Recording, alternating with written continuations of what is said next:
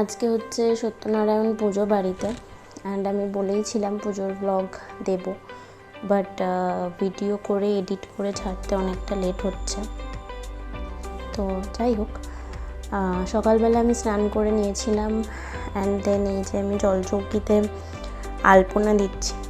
আমি খুব একটা ভালো আলপনা দিতে পারি না, কারণ আমি আঁকতে পারি না সেরকমভাবে, বাট স্টিল যতটা পেরেছি দিয়েছি, কারণ বাড়িতে আর কেউ ছিল না, তো আমাকে দিতেই হতো। অ্যান্ড আলপনা দেওয়াকালীন আমি বুঝতে পারলাম যে খড়ি মাটি লাগবে আর একটু, মানে যতটা গুলেছিলাম তারপর আর একটু লাগবে, কারণ কোলাটা খুব পাতলা হয়ে গেছিলো, তো ওই জন্যই মাঝখানে আর একটু খড়ি মাটি ঢেলে নিয়েছিলাম। অ্যান্ড এই জলচৌকিতে কী কী হয় তোমরা তো আশা করি সবাই জানোই। ওই যে মোকামের বাটিগুলো হয়, যেটার সাথে পান, চিনি, খুচরো কয়েন, পৈতে, সুপারি এই সমস্ত দিয়ে যে বানানো হয় 5টা, সেটাই জলচৌকিতে বসে। অ্যান্ড এই জলচৌকির পাশাপাশি আমার দরজাতে আলপনা দেওয়াও কমপ্লিট, মানে মেন দরজায় আলপনা দিয়েছি, চৌকাঠে দিয়েছি। অ্যান্ড এই যে চলো তোমাদের জলচৌকির আলপনাটাও একবার দেখিয়ে দিই, দেখো। অ্যান্ড বাইরের দরজাতেও দিয়েছে একটুখানি, তোমরা বলো আলপনাটা কেমন হয়েছে। হয়তো খুব একটা ভালো হয়নি, বাট স্টিল। অ্যান্ড আলপনা দেওয়া কমপ্লিট করেই আমি বসে পড়েছিলাম ফল কাটতে। অনেকটা ফল কাটতে হতো। ফলের মধ্যে কমলা লেবু ছিল, আপেল ছিল, আঙুর ছিল, আর শশা ছিল, শাকালু ছিল, খেজুর ছিল।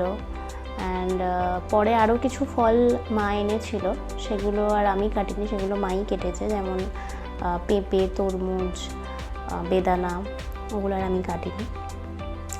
তো এই ফল কাটাটা কমপ্লিট করে নেব। এবং এই টাইমে আমি জানতে পারলাম যে ঠাকুরমশাই ফার্স্টে বলেছিল 11টার সময় আসবে, তারপরে এখন বলছে যে 12টার সময় আসবে। মানে ঠাকুরমশাইদের তো এটা হয়ই, আশা করি তোমরা সবাই জানো যে 11টা বললে সেটা 12টা ধরেই চলতে হবে আর কি। তবু মানে জিনিসপত্রগুলো আগে থেকে গুছিয়ে রাখাটাই ভালো, গুছিয়ে অপেক্ষা করা ভালো, যাতে কোনো সমস্যা না হয় আর কি। তো এই যে আমার ফল গোছানো কমপ্লিট, সব রকমের ফল এখানে সাজিয়ে নিয়েছি একটা থালার মধ্যে, বেশি কাটিনি। অ্যান্ড কারণ বেশি ফল মানে আগে থেকে কুচিয়ে রাখলে পরে তারপর সেগুলো শেষ হবে না, কাটা ফল বেশি খাওয়া উচিতও নয়, তার জন্য। আর এই যে পুরো জোগাড়টাও কমপ্লিট হয়ে গেছে। এরপরে ঠাকুরমশাই আসলেই পুজো শুরু হবে। আর এই যে ঠাকুরমশাই এসে গেছে, অ্যান্ড এই যে তীরকাঠিতে সুতো পরাচ্ছে। এই পুরো প্রসেসটার মিনিংটা তো আমি জানি, বাট প্রক্রিয়াটা কি বলে আমি জানি না। পুজো শেষে এই সুতোটা কেটে দেওয়া হয়। আর এরপরে পুজো শুরু হয়ে গেল, মন্ত্রোচ্চারণ হচ্ছে। আশা করি তোমরা শুনতে পাচ্ছ, শোনো মন্ত্রোচ্চারণ কিছুক্ষণ। এটা একদমই পুজোর শুরুর দিক আর কি। এরপর পুজো শেষ হওয়ার পরে সত্যনারায়ণ কথা, যেটা সত্যপীরের কথা, সেটা হবে। আর এই যে আমার নামে সংকল্প করলাম। এরপর এই যে সত্যপীরের কথা চলছে।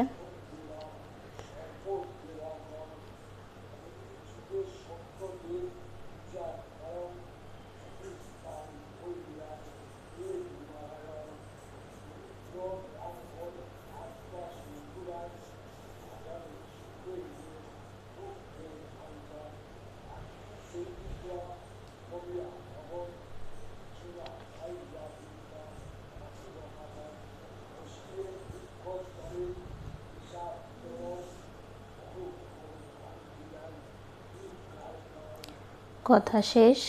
এরপরে অঞ্জলি দিয়েছিলাম আমরা, সেটার আর ভিডিও ক্লিপ নেওয়া পসিবল হয়নি। তো অঞ্জলিও শেষ হয়ে গেছিলো। এবং তারপরে এই যে আরতি হচ্ছে।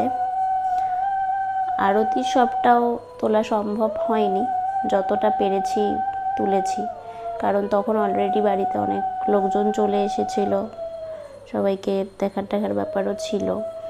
আর তার মধ্যে ভিডিও করাটা একটু চাপই বটে। আর আরতির তাপটাও নিতে পারছিলাম না এই ভিডিও করার চক্করে, তো সেই জন্য পুরো ভিডিওটা করা যায়নি, যতটা পেরেছি করেছি।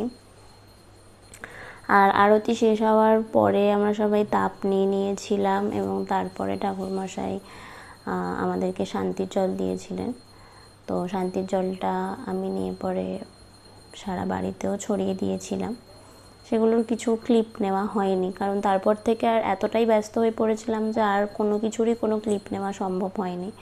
নিজের বাড়িতে পুজো মানে তো আশা করি তোমরা বুঝতেই পারছো যে কতটা ব্যস্ত থাকতে হয় আর কি, সমস্ত কিছু দিকে অ্যাটেন্ড করতে হয় এবং পুজো শেষের পর প্রসাদ বিতরণের একটা ব্যাপার থাকে। সেগুলোরও ভেবেছিলাম ক্লিপ নেব, কিন্তু আমার ফোনও চার্জ আউট হতে বসেছিল আর হয়ওনি। তো আজকে এই অবধি, চলো দেখা হচ্ছে নেক্সট ব্লগে, টাটা।